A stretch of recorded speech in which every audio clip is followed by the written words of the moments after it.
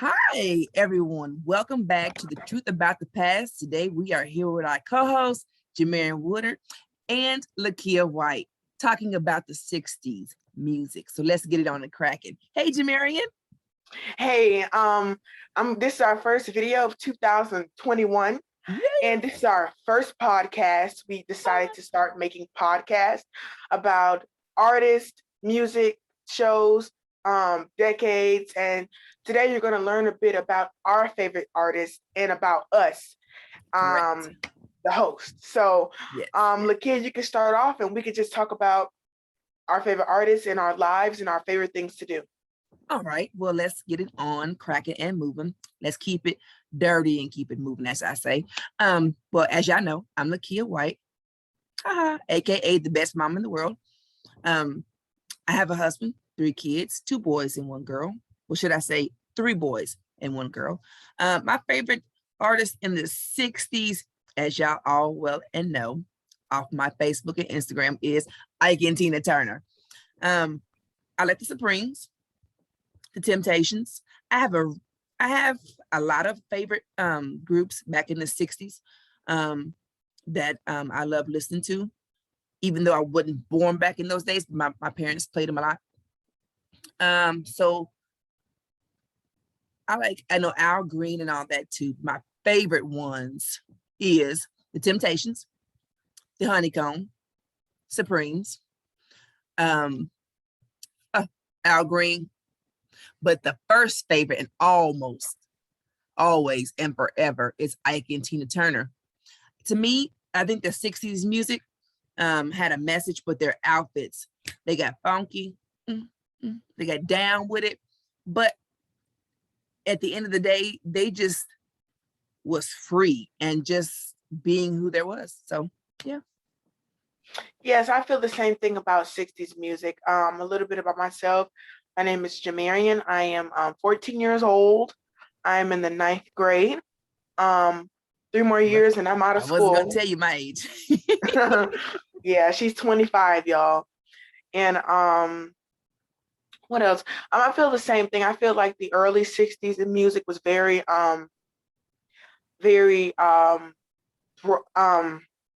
waved towards the white audience.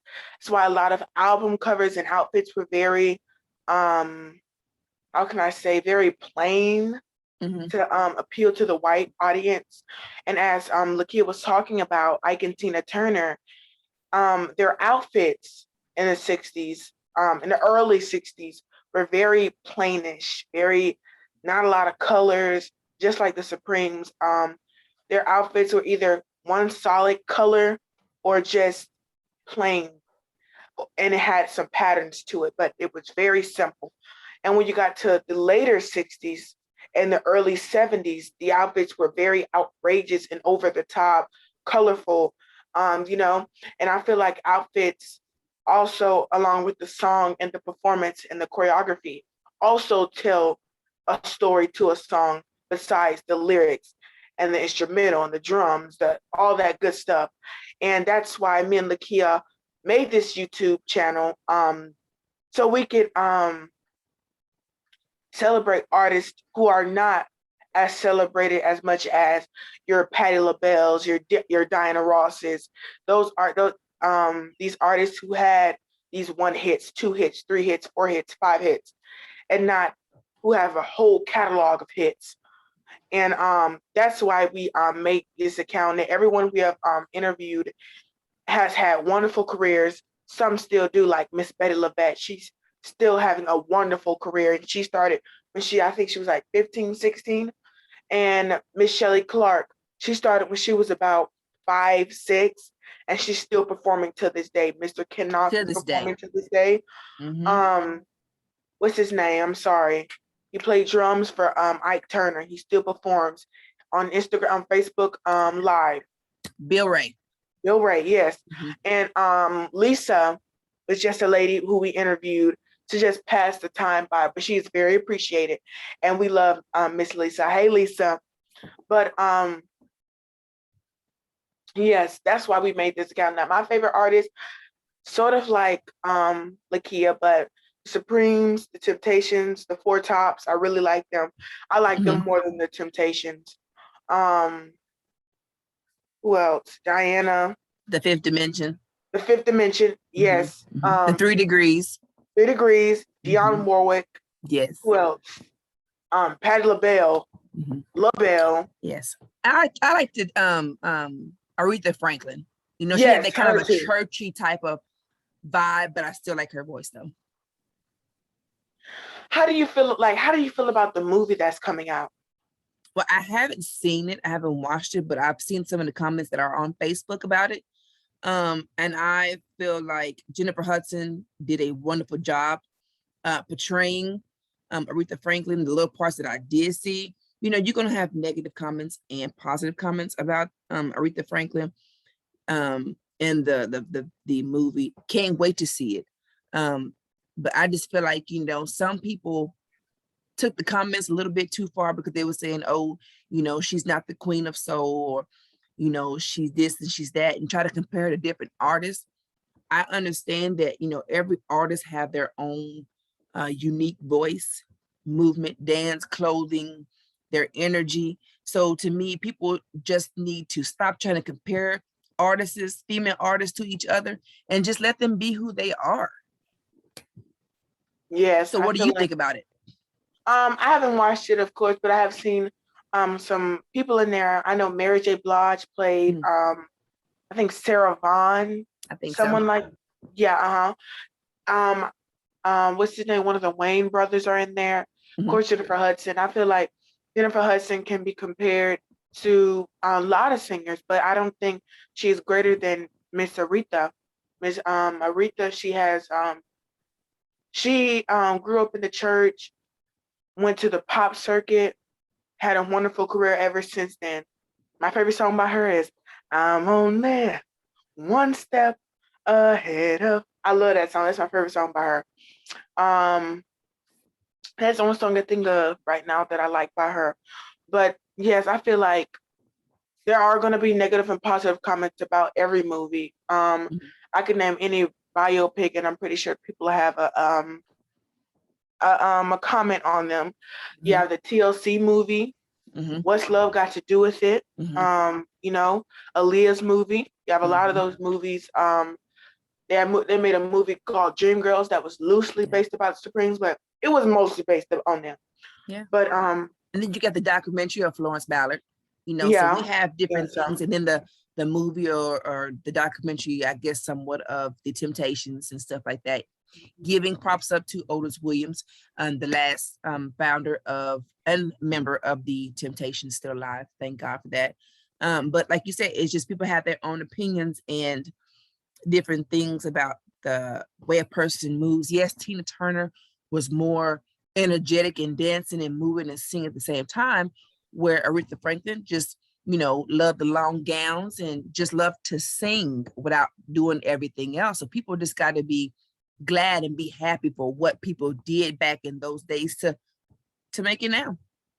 To make it right, now. Even the James right, Brown, you know, movie. right, and that was a very well-made movie. I cannot think of his name. Who played him? Who played him? Warwick. Hmm. Can't think of the top of my head, but he was the main character in Wakanda. Yes, he was Chestnut, Chadwick Chadwick. Boseman. Yeah, Yes, he did a wonderful job playing yes, he did. James James Brown. Brown, Yes, he did. and even the little accent that he put on to Hmm. sound like him was, I don't think it sounded like him, but it was very creative of them to make him do that noise Yeah, because he does sound like that. James Brown has a very awkward talking voice, yeah. and it's very raspy and comes from the Mhm. throat. And I think my And favorite part about the movie, and I know it's crazy, but when James Brown was in his truck and he came to that, I guess his office or building, whatever, with that shotgun, and he asked about who was in that bathroom. I thought that was the funniest part. And that lady was so scared to mention that she the one, I think, that doo-dooed or smoked or something in the restroom.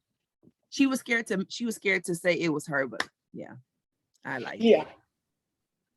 yeah, but yeah, I feel like a lot of biopics are very creative.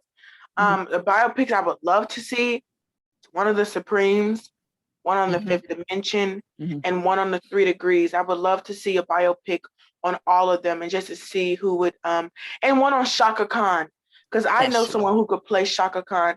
The singer SZA. I feel like she could play Shaka Khan. But I feel like they'll have to do some things to her, like her change her makeup look. Because I mean, she has the look of Shaka Khan. She has the hair, she has the voice. But I would love to see her. Yeah, it looked just alike. You know the singer Jasmine Sullivan? She could play Cindy Birdsong. Yeah, she could. I don't know who could play Diana Ross or Mary Wilson. You know, sometimes different artists, they're a one of a kind where you can't find no one that can play them. Yeah. They're like, it's just that role was just meant for them. And I don't know Mary Wilson as well as some people or as well as you, you know, because that is your number one person in the Supremes. But to me, she was one of a kind to where nobody can fill her shoes. She was that perfect in her voice, her body movement, her elegancy, that no one can fill the shoes of Mary Wilson. And rest in peace, Mary Wilson, and respect to her family and everything. Is just, she was just an amazing lady. So what do you think? we talked about this. We did the interview with Shelly White of the Honeycomb. So what favorite song did you like of the Honeycombs? Well, of course, Monads is on there. Don't count your chickens before they hatch. And well, Monkey Don't Stop No Show, because they don't. They don't. Not even for bananas. No, they don't. They do not stop no show. And I love their version of Who's Loving You. Shelly was on lead. That's true. And she did really wonderful on that song. But I have to give it to Edna for putting her all on Monads. She really did put her all on that song. And rest in peace to her. She passed away. And rest in peace to her very much. But she put her all on that song. And Edna's voice and Carolyn's look and Shelly's clothing style, I mean, it just fit perfectly together. And that was just a match made in heaven. And Destiny's Child's another one of my groups. But just them put together, Edna, Carolyn, and Shelly, I mean, they were just wonderful together. Their blend, especially Carolyn's high-pitched notes and her tone, it was wonderful. It was. And I'll shout out to Shelly White and to her husband, Verdine White. They like you said, they all went into one. You couldn't have the whole group if you missed one. They all, you know, rippled to one. But, you know, thing too is, and she was also a member of the Ike and Tina Turner Review before the accident hit. And so I wish there would have been, you know, videos of her singing on stage and moving and dancing around with the famous Ike and Tina Turner Review. But there wasn't. There are a couple of pictures of her in the group, still with that long, pretty flowing hair, still beautiful as ever. So it's amazing how we can transition from one group to another group and it just goes smooth. And another group I like is the Gladys Knight and the Pips. Oh Lord Jesus, I love them. On that Midnight Train to Georgia.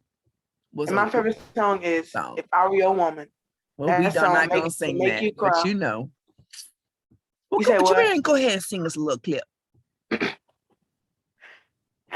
If I were your woman and you were my man, you have no other woman, you be weak as a lamb.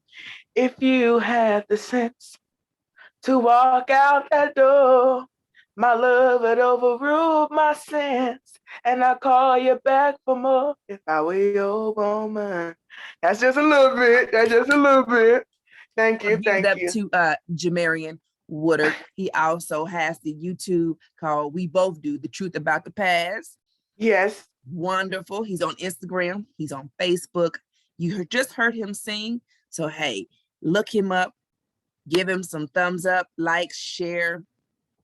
Wonderful. Now, do y'all want to hear Miss You know White what? I sing a little thought you bit? was gonna say that, but I just got over a cold. So my singing voice is a little parched.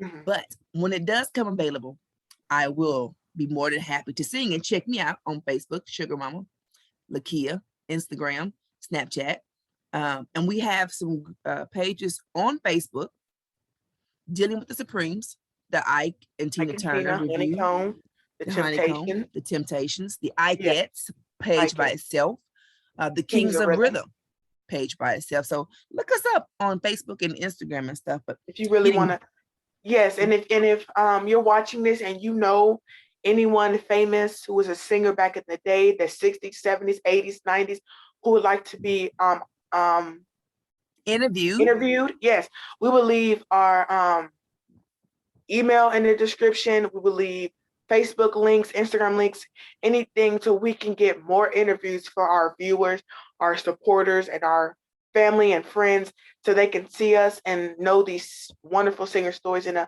another group I would love to talk about, their name is the Chantels, and they made a song called Maybe. Well, right now we're going to hit an advertisement. So we'll be right back. Watch this for a moment. All right, we are back. Yes, So you we know are. we had to pay them bills. So what else do we need to discuss? What is it? I would love to bring up a group called these Chantels. They made a song called Maybe 1959, and it was a hell of a record, and it did really wonderful. The lead singer Arlene Smith, she's still alive to this day, and I don't think she can still sing, but if she can, I'm pretty sure she can't sing like she used to, because that song is very hard to sing, especially for a young singer like myself. But I can sing it, but I can't sing it now because the song is you have to really get your voice ready to sing that song. And I noticed the same thing about Dionne Warwick songs. They're very hard to sing, and she makes them sound so easy, but they're very hard to sing, especially Walk On By, when she sings that really walk up, that really high part is really hard to sing. And I feel like a lot of people be like, she can't sing. I don't know, I think she can sing, but I just think she's not meant for everyone. And I do think she's not for white people, but that's where her music genre is like, that's what she's made for. I And think you gotta feel the song. I think to me, people just can't sing a song and just wow. I think that song has to grab you. You have to have that feeling. You gotta have that emotion. And if your emotion is not right with the song, it's not the lyrics. I mean, it's not gonna work. And I also tell people too, when we do our videos, we are doing our videos because we want the young generation to still know, hey, these people right here, even though they are preserved, they are the ones that help pave the way for you to have music today. So we want to keep me and Jamarian want to keep that vibe still going, and to recognize the people that did it and who they are. We're not friends with some celebrities because they got money or because of who they are and because maybe they can get us into a record deal one day. We are friends with them because their energy, because the love that they have for the people. Yes. But yes, that's a wonderful thing to say. If it wasn't for the Diana Rosses and the Mary Wilsons and the Chantels and the Destiny's Child and the Temptations and the Well, OJs. Destiny's Childs wasn't back in them days, though. Yeah, I'm sorry, that's the wrong group to say.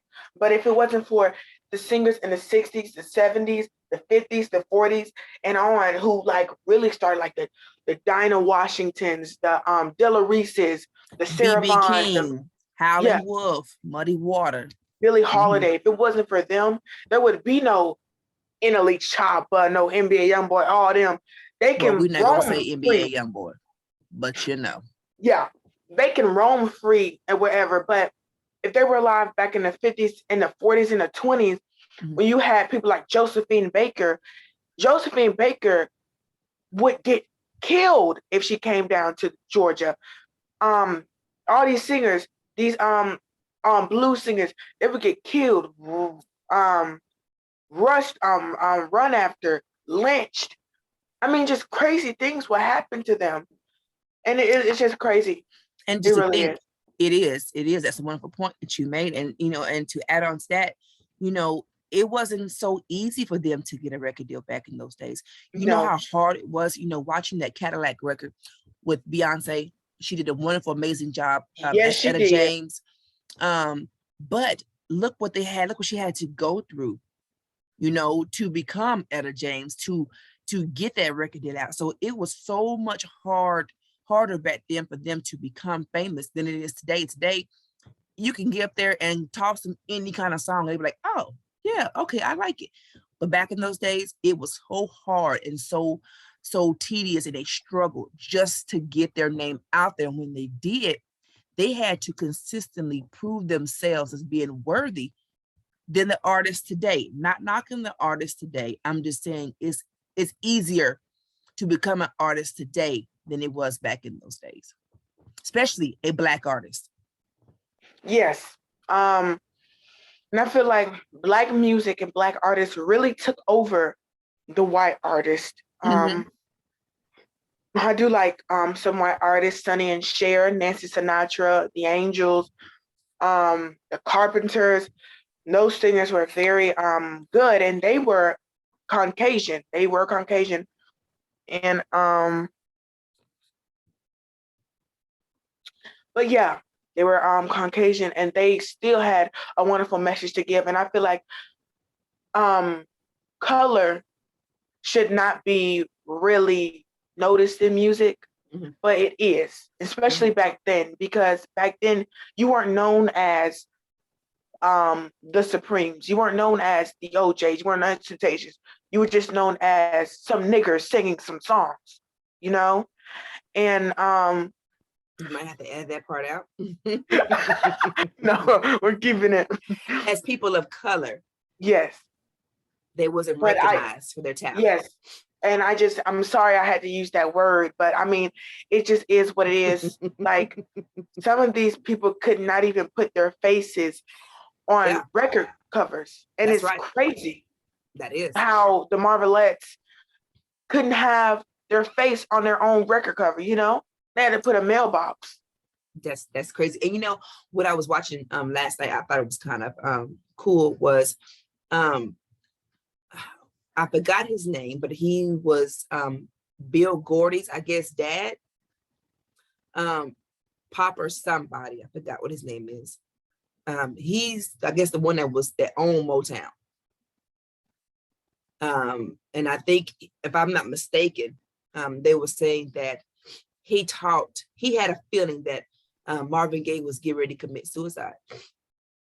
And he walked in on Marvin Gaye getting ready to commit suicide. He talked to him, about life and things like that. And, it was amazing that people back then had other artists and older people to guide them, to let them know, hey, everything is going to be okay. Even though you're struggling, even though this is going on, you still got someone here, And I thought it was kind of funny too, because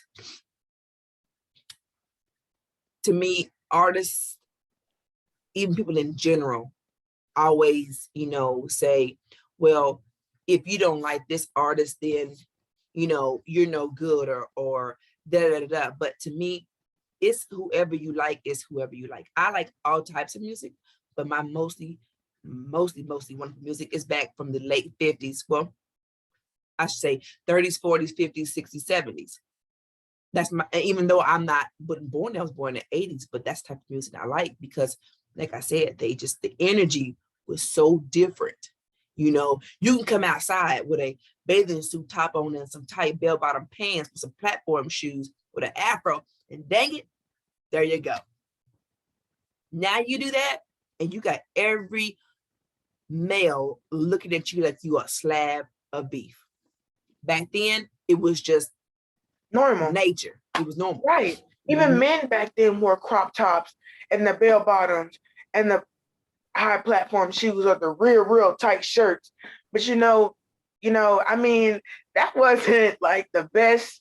But it was normal though. It was normal. It was. But nowadays you get get profiled for wearing stuff like that. You get put in a certain group if you wear stuff like that. And yeah, it was normal. I feel like a lot of stuff has changed because people are so scared to hide stuff. And instead of being open. Instead of being who they are. That's why people tend to judge others. When back then, like, stuff was so normal, and it's like you say something wrong or you say something. And another thing, people nowadays are very sensitive. That is another topic. Very sensitive. Like, you can't like I always say, if Richard Pryor was still alive, his career would not be good, because they would like his jokes about about whites, his joke about how white people treat blacks. I don't think that people nowadays could accept that. And Millie Jackson, I don't think she would be really considered, Miss Millie. I don't think she'd be really, how can I say? She would be popular because of the way that she spoke, what she felt. And she was really real, and I like that about her. And she used to cuss when she did interviews. I mean, she wasn't fake. She was who she was going to be, and if you didn't like it, you just didn't like it. Right, you just didn't like it. And then back then, some of y'all grandmas probably had some of her records hid under the bed, so y'all granddaddy didn't see them. But or the granddaddy had some hidden. Right, so Millie Jackson records hidden. But yeah, what you playing? I don't know that. Right, that better not be that Millie Jackson lady. Y'all know how she was. Right. So tell me this before we end: what was your famous male singer back in those days? My favorite male singer, or favorite male entertainer, like in they play the guitar, the piano, the singing. Well, my favorite male group is Black Ivory. Why? My favorite male solo singer is probably early 60s Marvin Gaye. And who else? That's the only thing I can think of right now. But yeah, the Black Ivory and early 60s Marvin Gaye. Those are my two favorite. Well, I have to say the Temptations for me. The original, Melvin, Otis, Paul, and David. And then y'all do know my favorite male, Ike Turner. Yes, people, correctly. I said it. Ike Turner. Can you take it back? I just feel like, even though people, go through things in life, that man was still musically inclined. He still could pick up notes without even, reading street music. He knew what it was. He could pinpoint. He gave you your notes. He choreographed. He dressed. He dressed it dapper. I mean, it was a concert that they did where I think it was Shreveport, where he wore that hat, that bow tie, that striped black suit, where Tina wore the white dress and the Ike had the afro. He was amazing. He was amazing. He knew from point A to B. And hey, people can have their own opinions. That's just people. But that's who was my favorite male in the Temptations, because it seemed like everyone in Temptations, they was on point. Their color of their suits, their outfits, just the dancing, they knew where each other's spot was. And to be in a group, to me, the chemistry has to be on point, because you can't be in a group and not like each other. You just can't, because it's not going to work. And when you get on stage, everybody's going to feel that energy from you not liking him or her or whatever. And I'm pretty sure people could tell that with the Supremes. I'm pretty sure that it could be like, hey, that Diana lady sure don't like Florence, or Beyonce sure don't like LaToya Luckett or LaTavia, So I just feel like the group has to work, or another instance, dang, David sure don't like them other members, So the group has to work, and if it doesn't, the record label is going to notice it, the boss is going to notice it, your choreographer is going to notice it, everyone's going to notice it. Then eventually your group is just going to just crumble break apart. up. But so we're getting ready to close out. So Jamarian, you let them know your Facebook and Instagram and your YouTube channels first, and then I go next, and then we will check you out next time. All right. So my name is Jamarian, and our podcasts are gonna be every Saturday. Okay. Now, if we don't have a podcast uploaded that Saturday, we probably have plans that we just can't get rid of. Mhm. But my Facebook, Jamarian Woodard, Instagram, Jamarian Woodard Official, my Twitter, Jamarian Woodard. I have Snap, but it's not professional. So, but I think it's Jamarian Woodard Official. And it's YouTube page. I have a YouTube page called Afro Chronicles where I post footage of singers. So yeah, and that's pretty much it now. Miss White can go. Hey, I'm your girl, Nakia White, on Facebook. I am on Instagram as Sugar Mama. And I have another one, Ravishing Review. That is me. I also have a Snapchat, which is Sugar Mama also. But we have YouTube channel. My YouTube channel is T Teacher, because we get down and dirty and we keep it moving. The truth about the past. And then our podcast, like Jamarian said, if we can't come back on a Saturday, just know that something came up and we couldn't make it. Just pray for us that it's okay. We have Facebook. We have groups on Facebook pages. So check us out on there. Send us a link. And if you or anyone you know wants to be interviewed, okay, hit us up. Let us know, and we can get that going. So at the end of every podcast, we will just like to say is, I see you, you see me. Don't point your finger at me because my fingers are not pointing at you. Let's love everyone. Let's keep it moving. Let's be happy and stay safe. All right. Bye, y'all. Bye-bye. See you later.